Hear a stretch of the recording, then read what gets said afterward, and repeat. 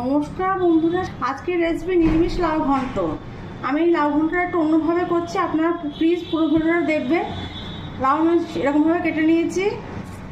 এখানে আমি একটা কড়া বসিয়ে দিই, তাতে আমি বড়িগুলো ভেজে নিচ্ছি। তেল দিচ্ছি প্রথমে, সাদা তেল। তেলটা গরম হয়ে গেছে, আর বড়িগুলো দিয়ে দিচ্ছি। বড়িটা আমি হালকা করে ভেজে নেবো। বড়িগুলো ভাজা হয়ে গেছে, আমি তুলে নিচ্ছি। এবার কড়া তেল দিচ্ছি পরিমাণ মতো। তারপরে আমি দুটো শুকনো লঙ্কা দিচ্ছি আর একটা তেজপাতা দিচ্ছি তেলের মধ্যে।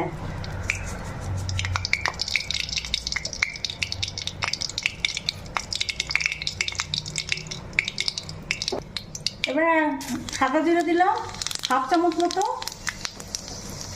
এখানে আমি কাঁচা লঙ্কা, আদা আর জিরে বেটে রেখেছি, সেটা দিয়ে দিচ্ছি। কাঁচা লঙ্কা, আদা, জিরেটা ভালো করে মশলার সাথে কষিয়ে নেবো।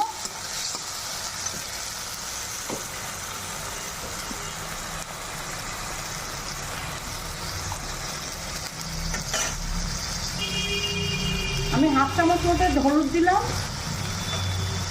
দিয়ে আবার কষিয়ে নিচ্ছি। দেখুন তেল ছেড়ে গেছে, মশলা ঠিক মতো কষানো হয়ে গেছে। এই সময় লাউটা আমি কেটে রেখেছি, সেটা আমি দিয়ে দিচ্ছি।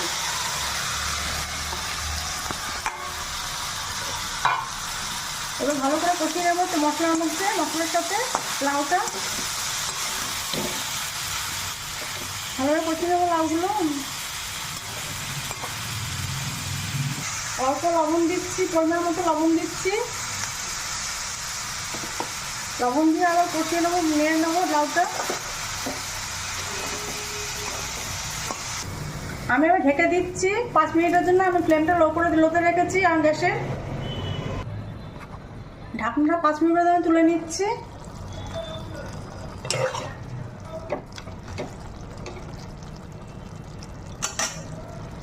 দেখুন কত জল বেরিয়েছে, আমি কোনো রকম জল দিইনি, লাউর থেকে এত জল বেরিয়েছে। আমি বড়িগুলো ভেজে রেখেছি, বড়িগুলো দিয়ে দিচ্ছি। এই জলে লাউ সেদ্ধ হয়ে গেছে, দেখুন একদম পুরোপুরি। চিনি দিচ্ছি 1 চামচ, লাউ একটু মিষ্টি মিষ্টি হলে ভালো লাগবে। আমার এই রেসিপিটা যদি ভালো লাগে লাইক, কমেন্ট, শেয়ার করবেন। আর আমার চ্যানেল নতুন বন্ধু আছে, চ্যানেলটিকে সাবস্ক্রাইব করে নিয়ে পাশে থাকবেন। এখানে আমি গোবিন্দভোগ চাল বেটে রেখেছি, 1 মুঠ মতো চাল নিয়েছি, চাল নিয়ে বেটে রেখেছি, সেটা আমি দিয়ে দিচ্ছি। এই গোবিন্দভোগ চাল বাটাটা দিলে পরে খুব সুন্দর একটা ফ্লেভার আসবে, ভালো লাগবে লাউ তরকারি, লাউ ঘন্টটা খেতে। সেটা দিয়ে দিচ্ছি। 3টে আমি গোটা লঙ্কা দিচ্ছি, কাঁচা লঙ্কা দিয়ে আমি নেড়ে নিচ্ছি। এই গোবিন্দভোগ চাল বাটা দিলে খুব সুন্দর লাগে খেতে, আপনারা অবশ্যই দেবে।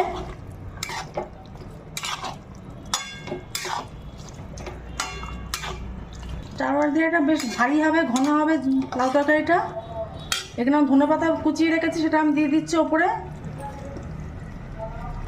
দিয়ে আমি নেড়ে নিচ্ছি। এবার লাউ ঘন্টটা নামিয়ে নিচ্ছি। আমি গ্যাসটা এবার অফ করে দিচ্ছি, ঢেকে দিচ্ছি 5 মিনিটের জন্য। নিরামিষ লাউ ঘন্ট হয়ে গেছে। রেসিপিটা যদি ভালো লাগে বাড়িতে অবশ্যই করবেন।